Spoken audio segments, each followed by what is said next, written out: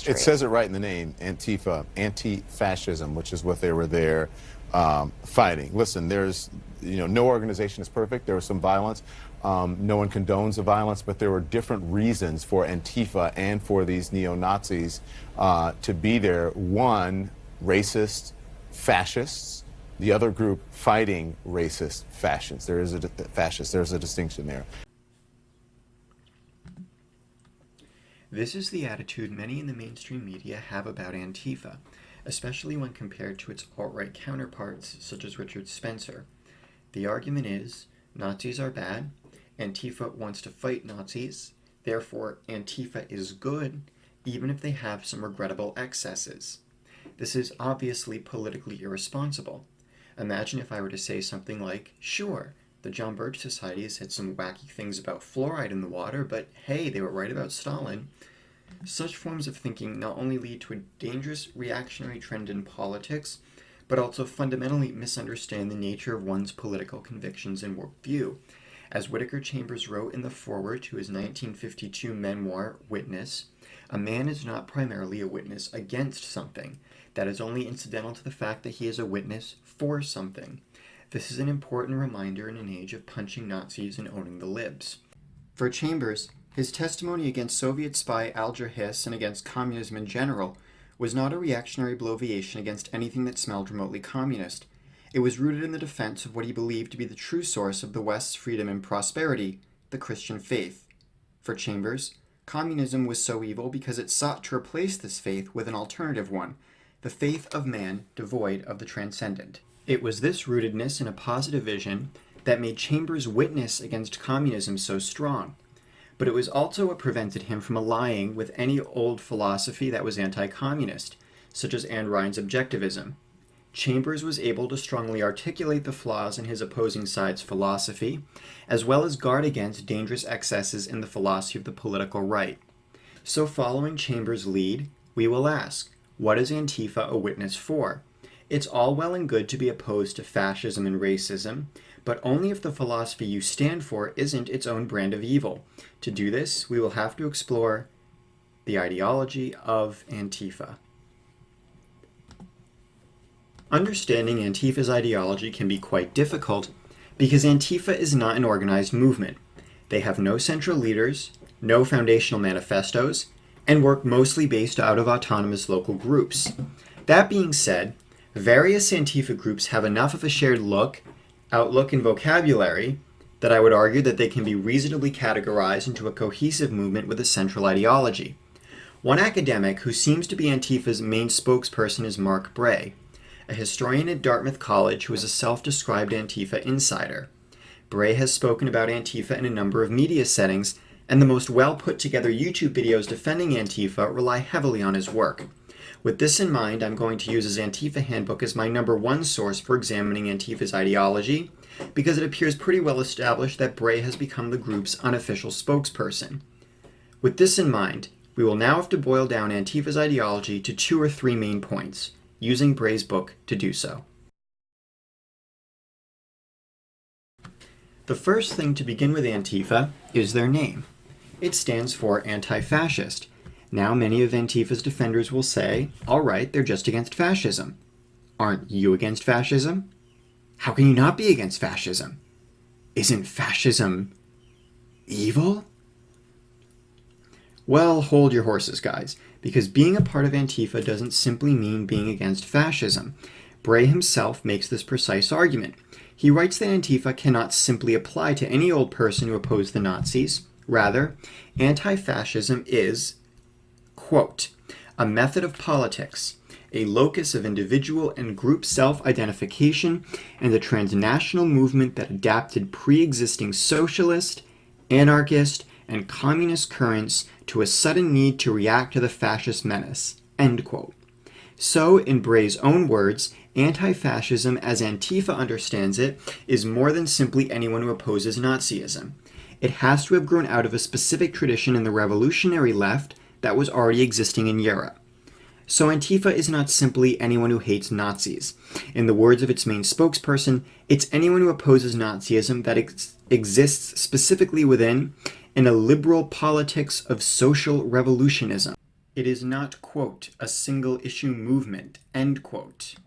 Instead, it is simply one of a number of manifestations of revolutionary socialist politics. It is specifically an outgrowth of the revolutionary left. This helps us to answer our first question, which was, if Antifa stands against fascism, then what do they stand for? The answer here is, to borrow Whittaker Chambers' phrasing, Antifa's witness against fascist politics is only incidental to its witness for revolutionary leftist politics. So, what exactly is this revolutionary leftism?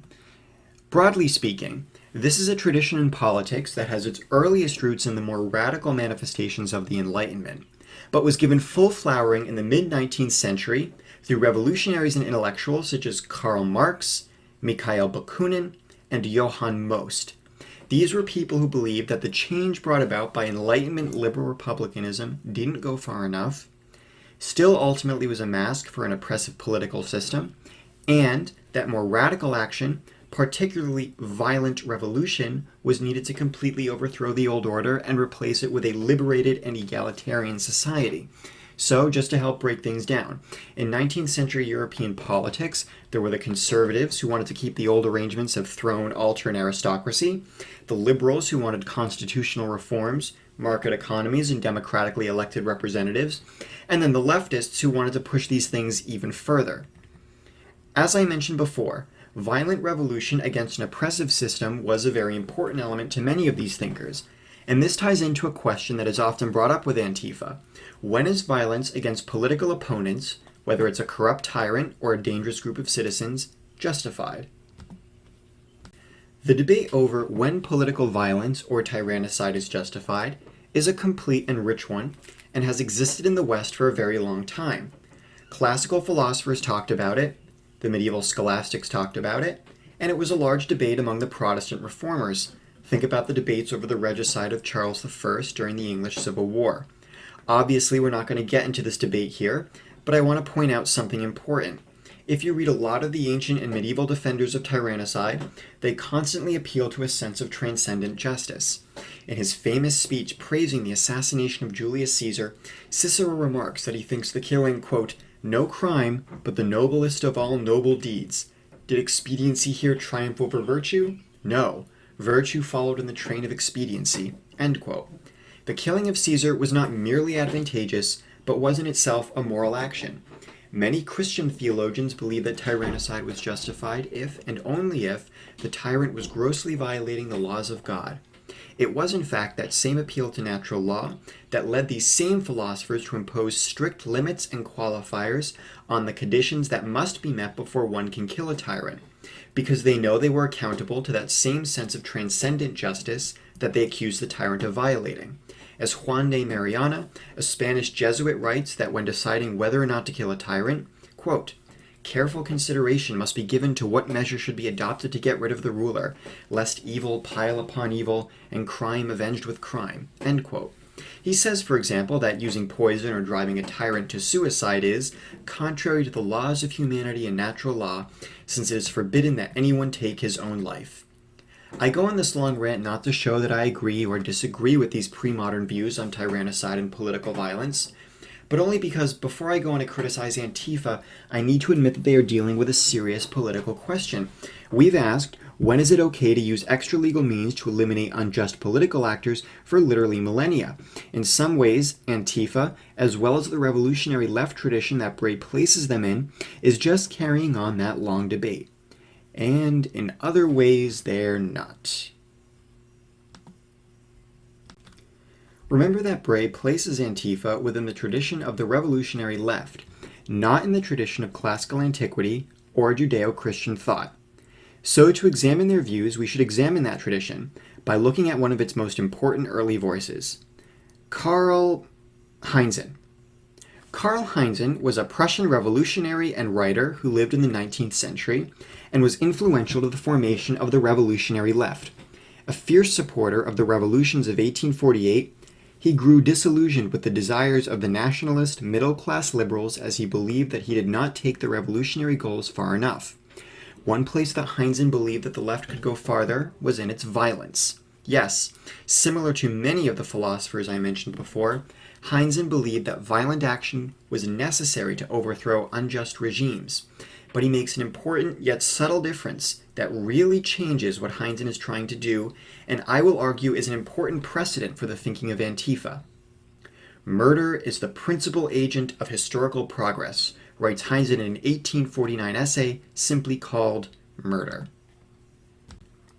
Heinzen continues by saying, quote, "A wide variety of names have been coined for the art of obliterating one's enemy. In one country they have put him to death legally by an executioner and call it the death penalty. In another they lie in wait with stiletto blades behind hedges and call it assassination. In another they organize obliteration on a grand scale and call it war. Examined in the clear light of day, these various appellations appear for what they are, entirely superfluous, being all expressions of what is fundamentally one and the same thing. And whether I am executed, or assassinated, or torn to pieces, the end effect is the same. I am dispatched to the other world, and this dispatching to the other world was the purpose of my enemy. No clear-thinking, rational person can accept the hair-splitting distinctions by which certain methods of obliterating the enemy are justified and others condoned. Such distinctions rest on theological and legal fictions, and do not in any way alter the facts of the matter, which are that in each case it is purely and simply a question of obliterating one's enemy." End quote. So that was kind of a long quote, but to summarize, Heinzen is saying that the entire Western tradition of trying to determine when a war is just and when it is unjust, when the state using violence against its citizens is moral and when it is immoral, when citizens taking up arms against the state is right or wrong, is all a pile of crap. In Heinzen's mind, there is no moral difference between the government killing an ISIS terrorist and lynching a black guy on trumped-up charges, because the effectual truth of these cases is the same. Both end up dead, and that's all that matters. Heinzen argues that any voluntary killing of another human being is a crime against humanity, that no one under any pretext whatsoever has the right to destroy another's life, and that anyone who does kill another or has him killed is quite simply a murderer. So then, is Heinzen a pacifist? Not exactly. According to Heinzen, adopting a technique of never using violence against what he calls the enemies of humanity and justice will only lead to a practical loss on his side, because the state always has the upper hand in terms of power relations. Therefore, while he regrets, or at least claims to regret, the use of violence, he believes it's the only way for the left to achieve its desired ends. We see here a move from justifying violence in a moral sense to justifying it in a purely practical or instrumental sense. All arguments surrounding the proper use of political violence are silly and created by the upper classes to justify their own power. Therefore, we can never really know what the proper boundaries are for justifying political violence. Therefore, it doesn't matter if we are being just or not in using violence. All that matters is, in Heinzen's words, to believe one is right against one's own enemy and possess the power to obliterate him. And if you think this can easily lead down the road to genocide, don't worry. Our boy Heinzen is already 3 steps ahead of you. He says, it is no great step from this logic to becoming Robespierre and adopting Robespierre's role, condemning hundreds of thousands to the scaffold in the interests of humanity. Yikes. Now, before we continue, it's important to remember that while Heinzen was very influential in certain anarchist and revolutionary circles, he wasn't universally embraced by the left. Marx and Engels couldn't stand him, but it's important to see what exactly their criticisms were. Concerning Heinzen, Friedrich Engels wrote, quote, "We are most certainly not criticizing Herr Heinzen for his transition from liberalism to bloodthirsty radicalism, but we do maintain that he has made this transition as a result of merely personal circumstances." End quote. In other words, Heinzen was not authentic enough in his radicalism. They had no problem with his violence.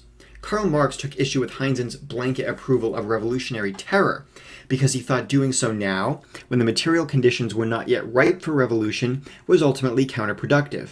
Again, we see a criticism of tactics, but no fundamental moral critique of Heinzen's approach, because here the revolutionary left was in fundamental agreement. Remember, there is a huge scientific element to Marx's thought. Questions surrounding the failure of capitalism and the superiority of socialism were not moral in Marx's mind, but scientific. The arrival of the socialist utopia was just as inevitable as the death of the sun. or the rising of the tides. To use another analogy, Marx is the Pope telling us to prepare for the inevitable end of the world. Heinzen is the wacky millenarian who thinks he can bring about the end through his own efforts.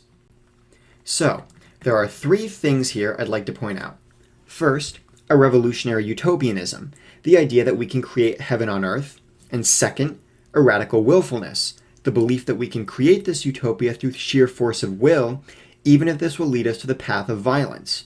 As Heinzen notes, the path to humanity will pass through the zenith of barbarity. This utopianism was widely agreed upon by all of the revolutionary left, while, as we noted before, there was a significant split over how much human action had to do with it. Orthodox Marxists took a more deterministic route, but most of the left adopted Heinzen's willfulness later on in the 20th century. A little more on that later. But there's another important element in Heinzen's thought, and this, I think, is the main takeaway. Our third point, ideological Manichaeanism. In other words, the idea that everyone on my side is morally good, and that my cause is never liable to corruption, and that everyone on the other side is, if not actively evil, at least morally complicit in the unjust power structures that govern my regime. We can see this with Heinzen's constant appeals to the party of humanity and the party of barbarity, and this carries over to the modern-day defenders of Antifa. To put it bluntly, Bray and others never seem to acknowledge that far-left ideology can cause violence and genocide. Instead of an understanding that both sides of the political aisle are liable to their own ideological abuses and perversions, Antifa defenders seem to just want to create this sliding scale where since the further right you are, the closer you are to fascism, and since the further left you are, the farther away you are from fascism. If you just go really, really, really far left, you'll be all good. Don't believe me? Look at the way Bray and other defenders of Antifa gloss over left-wing violence. For example, Bray and others talk about how the aristocratic classes, liberal politicians, and business owners in interwar Germany were so terrified of a communist revolution in the country that they were willing to indulge and accommodate anyone who claimed to be anti-communist, including the fascists. Now, this may be technically true, and this is indeed what happened. Except Antifa defenders framed the whole thing as if the greedy elites were simply trying to stop the innocent communists and leftists from supporting the working classes. They seem to miss or ignore the real historically legitimate reasons why elites would be wary of a leftist revolution. I don't know, guys. Why would people be so worried about a communist revolution in the 1920s? I wonder what could possibly have them so scared. The ironic element in this is that Antifa makes the same error as the interwar elites of Germany. The interwar elites were rightly fearful of a leftist revolution, given the horrors of the Bolsheviks, but were so possessed by this fear that they weren't sufficiently attentive to extremism on the right. Modern-day defenders of Antifa are so concerned about the violence of the far right that they close their eyes to the dangers of the far left, both historically and the violence the far left practices today. They don't seem to have any understanding why people would fear the far left other than for selfish reasons of elites preserving their own power. Bray does this again when he talks about the Red Brigades, a far left terrorist group active in Italy throughout the 1970s and 1980s. Bray includes the Red Brigades in his chapters on the history of anti-fascist movements, so we can safely assume that he thinks they're part of Antifa. Now, the Red Brigades are the one group that Bray mentions in this book that really crossed the line from slightly over-the-top militant organization to really a full-on terrorist group. I think Bray realizes that too, which explains why he gives this curious observation on them. He writes, quote, "Although left-wing violence during the years of lead has often generated more attention, fascists were actually responsible for most of the political deaths that occurred from 1969 to 1980, end quote. So in case you don't know, the years of lead were a period in Italian history when the country was rocked by political violence by both neo-fascist terrorist groups and far-left terrorists. Now, Bray is technically right here, but I don't even know what he's trying to get at. If you actually look at the numbers, while fascist groups killed more than leftist ones, it really wasn't by that much, relatively speaking. According to the statistics I have here, 193 deaths were caused by neo-fascists, but the extreme left caused 143 deaths. So, what is that, a difference of 50 deaths? Yeah, nice job, guys. But really, this is besides the point. It still doesn't matter. Imagine if I had said, sure, Hitler and Mussolini killed a lot of people, but the number of people killed by their regimes is far less than the combined numbers of Mao, Lenin, and Stalin. But the media often gives fascist violence more attention.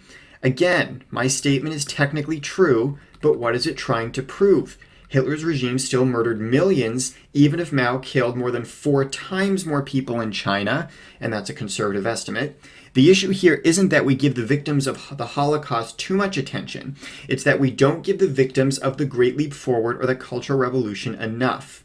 Even still, Bray never comes right out and condemns the Red Brigades for their idea that the state and the entire capitalist system were implicated in fascist violence and therefore legitimate targets for widespread looting and property destruction. I don't want to go as far as to say that Bray likes the Red Brigades, but his moral waffling around them should at least make one curious. I don't think Bray actually likes Stalin or the Red Brigades. In fact, from other interviews I've heard from him, I know he doesn't. It's just that he doesn't want to link their violence to leftist ideas and wants to act as if these acts of violence were glitches in the revolutionary system, when in fact they're features and the very heart of the revolutionary left from its inception. So let's play a game. Let's take some of the historical lessons and strategies Bray says we should learn from Antifa and reverse them. Example number 1. Bray says that fascist revolutions have never succeeded. Fascists have always gained power legally, implying that we cannot trust democratic processes to stop fascism and must resort to extra-legal means. Alright, so a couple of things. I would like to know what regimes Bray would like to define as fascist here. There's a very strict sense of the term that political scientists and historians like to use, where fascism only applies to Mussolini's Italy and Hitler's Germany. If that's what he's using, then he's correct that fascist regimes have only gained power legally. However, if he means fascism in a broader and more ambiguous sense of any right-wing authoritarian ruler, as I think he does throughout the book, then he's wrong. Francisco Franco gained power by winning a brutal civil war after he lost the elections to a leftist government. Antonio Salazar, the right-wing dictator of Portugal, gained power through a right-wing coup against the Portuguese monarchy. And Chilean dictator Augusto Pinochet became dictator after overthrowing the democratically elected socialist government in a coup. Conversely, while most authoritarian leftist regimes have won power through revolution and not by election, Venezuelan dictator Hugo Chavez was elected. So the number of democratically elected left-wing dictatorships is 1, while the number of legally won right-wing dictatorships is 2. Well, considering it's only 1 less, I guess that means people on the right should be afraid of the far left gaining power democratically too. Maybe afraid enough that they wouldn't be afraid in beating up some socialist protesters every once in a while. Another anti-fascist lesson that Bray wants us to take is that it doesn't take many fascists to make fascism. He writes that before they achieved such popular support, fascists and Nazis were but tiny groups of ideologues. He continues to say that given what anarchists, communists, and socialists knew at the time, there is no reason for them to have devoted any time or attention to the early days of fascism. Yet, one cannot help but wonder what might have happened if they had. Anti-fascists have concluded that since the future is unwritten, and fascism emerges out of small, marginal groups, every fascist or white supremacist group should be treated as if they could be Mussolini's 100 fasci or the 54 members of the German Workers' Party that provided Hitler's first stepping stone. This is really, really problematic. Historically speaking, the far left has killed a lot more with a lot fewer. Think about it. The number of Cuban revolutionaries that overthrew Batista was very small, but they successfully created a regime that executed hundreds of thousands and led to enormous political repression. Using brain's own methods, I can just as easily justify beating up every left-wing protest group because who knows? The Bolsheviks weren't very large in 1905. Everyone thought that the Viet Cong were a bunch of ragtag nothings in 1953. And you see where this is starting to lead? Now, before you get all, what about Trump talking about body-slamming journalists and Alex Jones and maybe any other unhinged conservative pundit? Okay, I get it. This sort of mindset of our side can do no wrong, their side is the ultimate evil, is not confined to Antifa. You can find it all over the place. It's a mindset that's been around since humans have been doing politics. My point is that this type of thinking is given intellectual sanction by the very founders of the political tradition Bray calls the illiberal politics of social revolutionism. This type of thinking isn't limited to Heinzen. As we discussed, Marx and Engels, while they had strategic issues with the use of terrorism, had no issues with its basic morality. Mikhail Bakunin, a contemporary of Marx and Heinzen and one of the most important founders of left-wing anarchism, wrote, "It is considerably more humane to stab and strangle dozens, nay hundreds, of hated beings than to join with them to share in systematic legal acts of murder, in the torture and martyrdom of millions of peasants." Bakunin is one of the founding figures of anarchism. He's not some fringe kook, and while of course many, if not most, anarchists would not endorse this statement, the statement is there, and this mindset was an integral part of Bakunin's thought. If Bray and Antifa are going to fight fascism and racism out of these pre-existing socialist, anarchist, and communist currents, they need to come to grips with that. The reason why Antifa so easily goes from defending minorities from actual white supremacists to being actively aggressive against perfectly sensible conservatives is because they come from a political tradition that has no sense of moral limits. Unlike some of the earlier philosophers of tyrannicide, who based their thinking on a transcendent moral good, the revolutionary leftists of the mid-19th century base it on either historical inevitability or radical willfulness. The revolution is good because we say it's good, and as I pointed out before, the thinking is leftist utopia is good, enemies of this utopia are evil, anyone trying to stop the utopia must be stopped by any means necessary. And you see this sort of glossing over the more violent aspects of the leftist tradition over and over again with Bray. It's funny because in the beginning of the book, Bray says that, quote, "History is a complex tapestry stitched together by threads of continuity and discontinuity. Elements of continuity are emphasized when they serve established interests, yet elements of discontinuity are emphasized in the popular elements of the social struggle. Once social movements and their leading figures gain enough power to establish their legitimacy, their historical legacies are shorn of their radical tendencies and embalmed in an ahistorical, decontextualizing formaldehyde." End quote. In many respects, I agree with Bray here, but you could accuse him of doing the exact same thing throughout the book. He wants to place Antifa within the continuity of leftist social struggle, but appears to want discontinuities with the very real and dangerous connections with this political tradition and the millions of corpses its chief figures have advocated for throughout history, toning down or obscuring the violence of the Red Brigades as an example, as well as this Manichaean thinking I keep referring to, where fascism is bad, my side claims to fight for human rights, therefore we're just never going to talk about the bad things my group has done throughout the decades. Of course, he never takes it as far as Heinzen or Bakunin, and in fairness to him, I'm not sure he wants to. Although he does seem to have no problem with the fact that many of Antifa's members believe in inevitable class warfare, Bray seems to have this pristine view of the ideal of revolutionary socialism in his head, wants to borrow from that willful form of thinking without seeing the full implication of where it leads, and so downplays or ignores this thinking's connection to the Reign of Terror, or the Cultural Revolution, or the Stalinist purges. At least Heinzen is honest. He takes his form of willful thinking to its logical conclusion. So, where does this leave us? Yes, of course, the alt-right is bad, and what they stand for is evil, but to paraphrase Peter Hitchens, what Antifa stands for is a utopian socialism that can only be reached across a sea of blood, a place that you'll never get to. It's a utopia based on a vision of man without the transcendent, and as such, will eventually collapse into oblivion.